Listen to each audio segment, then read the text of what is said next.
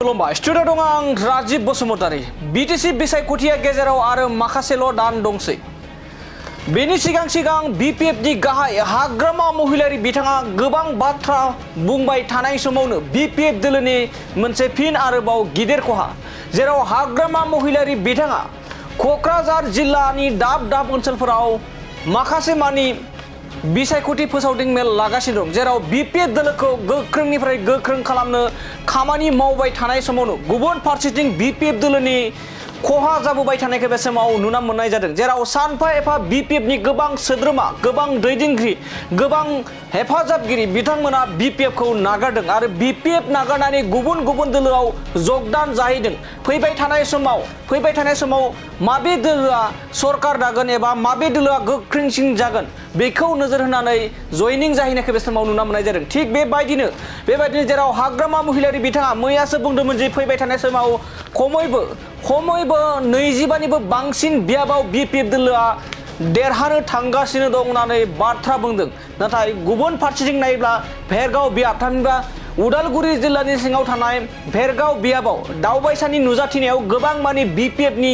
सोद्रोमाफोरा मददगिरिफोरा दैदेनगिरिफोरा बिपिएफ नागारबाय आरो बिपिएफ नागारनानै इउपिपिएल दोलोआव जगदान जादों जेराव आथिखालनि बिटिआर नि गाहाय मावफुं सोद्रोमा प्रमद बर'नि दैदेननाय बिटिआर सरकारा जौगानाय खामानिखौ मोजां मोना एबा आथिखालनि जा लाइमोनफोरनि थाखाय खामानि मावनाय ओनसोलनि खामानि मावनायखौ मोजां मोननानै बिपिएफ दोलोनि गोबां दैदेनगिरिफोरा बिपिएफ दोलोखौ नागारनानै इउपिपिएल दोलोआव जगदान जाहैदों आरो बे जगदान हाबाफारियाव दावबायसा बर' बिथांनि आखाइजोंनो बिथांनि दावबायसा बिटिआरनि मावफुं सोद्रोमा दावबायसा बर' बिथांनि आखाइजोंनो माला गाननानै बिपिएफ दोलोखौ नागारनानै इउपिपिएल दोलोआव जगदान जाफैदों आरो बिथांमोना जगदान जाफैनायनि गुबै जाहोनखौ बिथांमोना फोरमायदों दि आथिखालनि जा बिटिआर नि गाहाय मावफुं सोद्रोमा प्रमद बर'नि दैदेननाय बिटिआर सरकारा बिटिआर ओनसोलनि जौगानाय गोजोन आरो खौसेथि जेराव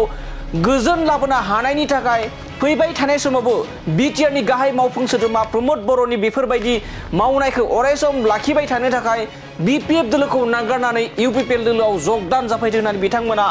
जगदान जानाय हाबाफारियाव फोरमायथिना लायो खुलुमबाय स्टुडिअ दं आं राजीब बसुमतारी बिटिसि बिसायख'थिया गेजेराव आरो माखासेल' दान दंसै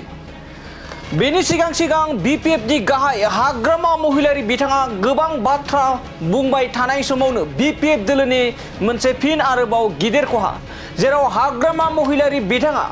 क'क्राझार जिल्लानि दाब दाब ओनसोलफोराव माखासे मानि बिसायख'थि फोसावदिं मेल लागासिनो दं जेराव बिपिएफ दोलोखौ गोख्रोंनिफ्राय गोख्रों खालामनो खामानि मावबाय थानाय समावनो गुबुन फारसेथिं बिपिएफ दोलोनि खहा जाबोबाय थानायखौ बे समाव नुना मोननाय जादों जेराव सानफा एफा बिपिएफ नि गोबां सोद्रोमा गोबां दैदेनगिरि गोबां हेफाजाबगिरि बिथांमोना बिपिएफ खौ नागारदों आरो बिपिएफ नागारनानै गुबुन गुबुन दोलोआव जगदान जाहैदों फैबाय थानाय समाव माबे दोलोआ सरकार दागोन एबा माबे दोलोआ गोख्रोंसिन जागोन बेखौ नोजोर होनानै जयनिं जाहैनायखौ बे समाव नुना मोननाय जादों थिग बेबायदिनो जेराव हाग्रामा महिलारि बिथाङा मैयासो बुंदोंमोन जे फैबाय थानाय समाव खमैबो 25 निबो बांसिन बियाबाव बिपिएफ दोलोआ देरहानो थांगासिनो दं होननानै बाथ्रा बुंदों नाथाय गुबुन फारसेथिं नायोब्ला भेरगाव बियाब थामहिनबा उदालगुरि जिल्लानि सिङाव थानाय भेरगाव बियाबाव दावबायसानि नुजाथिनायाव गोबां मानि बिपिएफ नि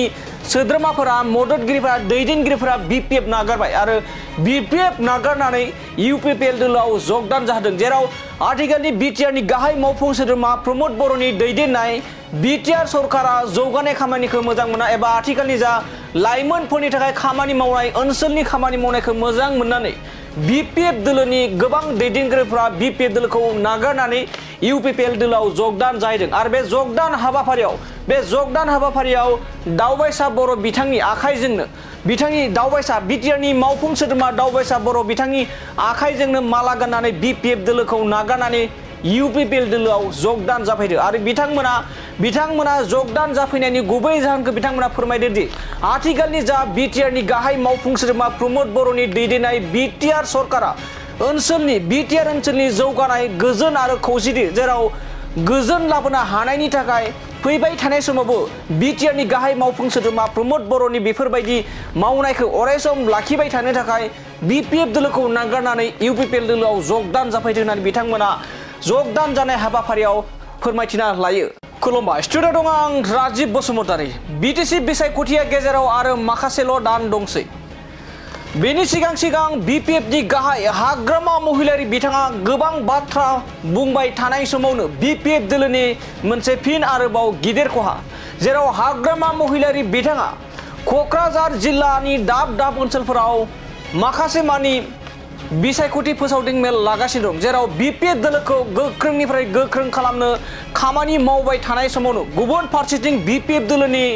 खहा जाबोबाय थानायखौ बे समाव नुना मोननाय जादों जेराव सानफा एफा बिपिएफनि गोबां सोद्रोमा गोबां दैदेनगिरि गोबां हेफाजाबगिरि बिथांमोना बिपिएफखौ नागारदों आरो बिपिएफ नागारनानै गुबुन गुबुन दोलोआव जगदान जाहैदों फैबाय थानाय समाव माबे दोलोआ सरकार दागोन एबा माबे दोलोआ गोख्रोंसिन जागोन बेखौ नोजोर होनानै जयनिं जाहैनायखौ बे समाव नुना मोननाय जादों थिग बेबायदिनो जेराव हाग्रामा महिलारि बिथाङा मैयासो बुंदोंमोन जे फैबाय थानाय समाव खमैबो 25निबो बांसिन बियाबाव बिपिएफ दोलोआ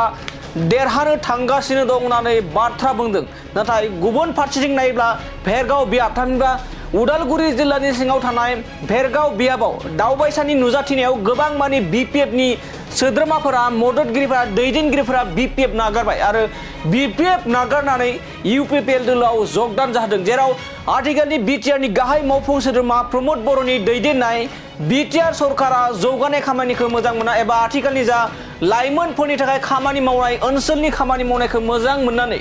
बिपिएफ दोलोनि गोबां दैदेनगिरिफोरा बिपिएफ दोलोखौ नागारनानै इउपिपिएल दोलोआव जगदान जाहैदों आरो बे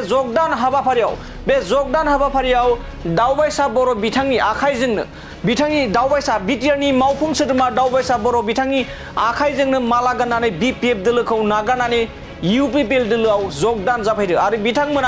बिथांमोना जगदान जाफैनायनि गुबै जाहोनखौ बिथांमोना फोरमायदों दि आथिखालनि जा बिटिआरनि गाहाय मावफुं सोद्रोमा प्रमद बर'नि दैदेननाय बिटिआर सरकारा